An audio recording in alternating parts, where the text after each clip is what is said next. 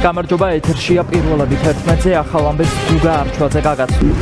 ახალი არჩევნების ჩატარების და პოლიტპატიმრების გათავისუფლების მოთხოვნას ქართული ოცნებაც დაეთანხმა. ივანიშვილის გუნდმა მხარი დაუჭირა პორტოში მიღებულ დეკლარაციას, რომელშიც კრიტიკული ჩანაწერების საქართველოს შესახებაც არის.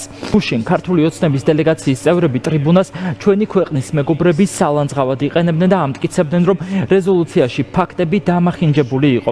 საბოლოოდ კი გაირკვა, რომ საჯარო კრიტიკის და ლანძღვის შემდეგ ოცნების დელეგაციის წევრებმა პორტოს დეკლარაციას თანმდევი რეზოლუციებით მხარი დაუჭირეს.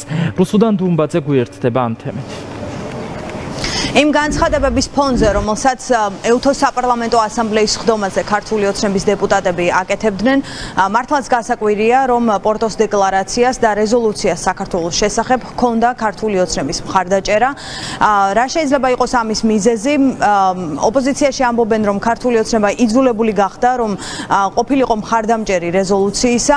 ამ სხდომის შემდეგ ნიკოლოზ სამხარაძემ, რომელიც ერთ-ერთი მონაწილე იყო სხდომაზე ქართული ოცნებიდან, თქვა, რომ ის მიესალმება ამ ჩანაწერს დეკლარაციაში და ამ შესაძლოა ეს იყოს ერთ-ერთი მიზეზი, რის გამოც ქართული ოცნების მხარდაჭერა აქვს დოკუმენტს, თუმცა ფაქტი ერთია, რომ მისი მხარდაჭერით ქართული ოცნება იღებს ვალდებულებას, რომ რეზოლუციის მთავარი მოთხოვნები შეასრულოს და ჩაატაროს ახალი არჩევნები, გაათავისუფლოს პოლიტიკური პატიმრები.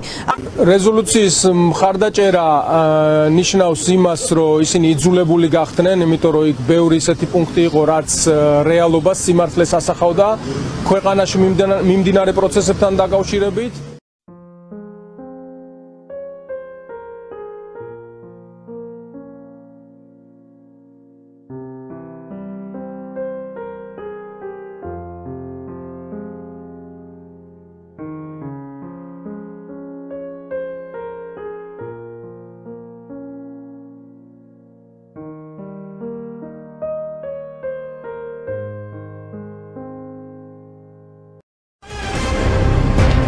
გამარჯობა ეთერშია პირველები პირველზე ახალ ამბებს გუგა არჩვაძე გაგაცნო.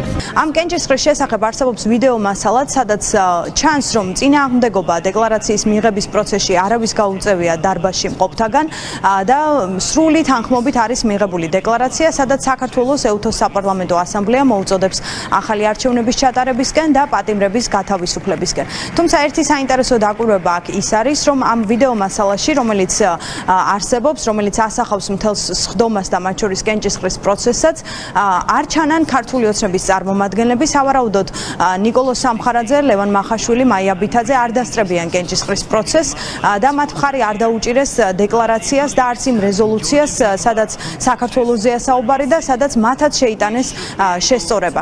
ამ ყველაფრის მიზეზად ქართული ოცნება განმარტავს შემდეგს, რომ მათ არ მოსწონთ ჩანაწერი ახალი არჩევნების მოთხოვნისა და პატიმრების გათავისუფლების შესახებ, ამბობენ, რომ ეს ჩანაწერი არის უსამართლო და შესაბამისად მათ ამიტომ გადაწყვიტეს, რომ მხარი არ დაეჭირათ დეკლარაციისთვის, თუმცა მათ ბუნებრივი ასევე შეეძლოთ წინააღმდეგობის გაწევა კენჭისყრის პროცესში, როცა პუნქტობრივად განიხილებოდა პროცესი და სხდომის თავმჯდომარე დარბაზში მყოფთაგან კითხულობდა თუ ვინმე იყო წინააღმდეგი კონკრეტული პუნქტისა თუ კონკრეტული ჩანაწერისა, თუმცა ეს წინააღმდეგობა ქართული ოცნების წარმომადგენლებს დარბაზში არ გაუწევიათ.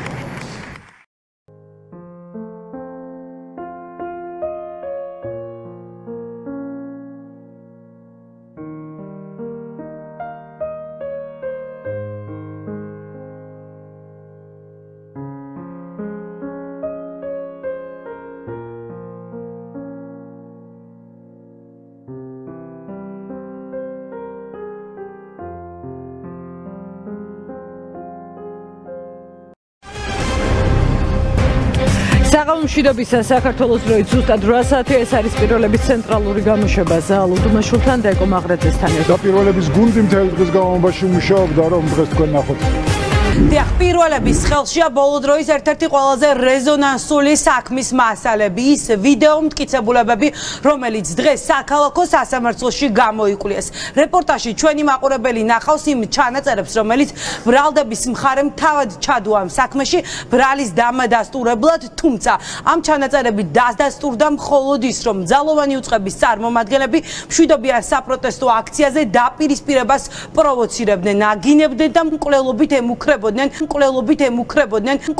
ემუქრებოდნენ აქციის მონაწილეებს. ამ ჩანაწერების საფუძველზე დღეს ადვოკატებმა მიმართეს მოსამართლე ნინო გალუსტაშვილს, რომ სისხლის სამართლის დევნა დაწყებული იყო იმ ძალოვნების მიმართ, ვინც სიტყვიერ და შეურაცხყოფას აყენებდა აქციის მონაწილეებს და ასევე მათ მკვლელობით დასახიჩრებით და დაჭერით ემუქრებოდა. პირველებმა სულ რამდენიმე წუთის წინ მოვიპოვეთ ვიდეო ჩანაწერები, რომელიც საქმის მასალებში დევს. ახლა ჩვენი მაყურებელი ამ ჩანაწერების ფრაგმენტს ჩვენს რეპორტაჟში მოისმენს.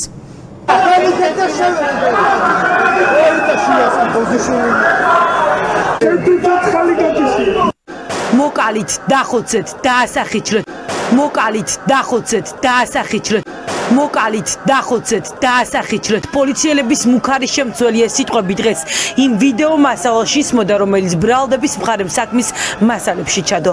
მედიისთვის დახურულ სასამართლო პროცესზე დღეს 3 ვიდეო მტკიცებულება გამოიკვლეს.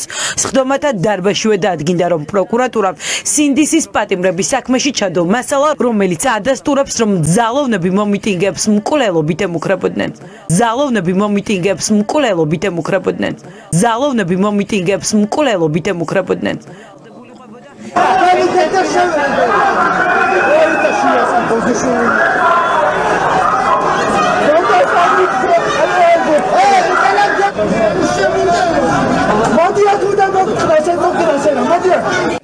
სასამართლო დარბაზში მყოფმა ყველა პირმა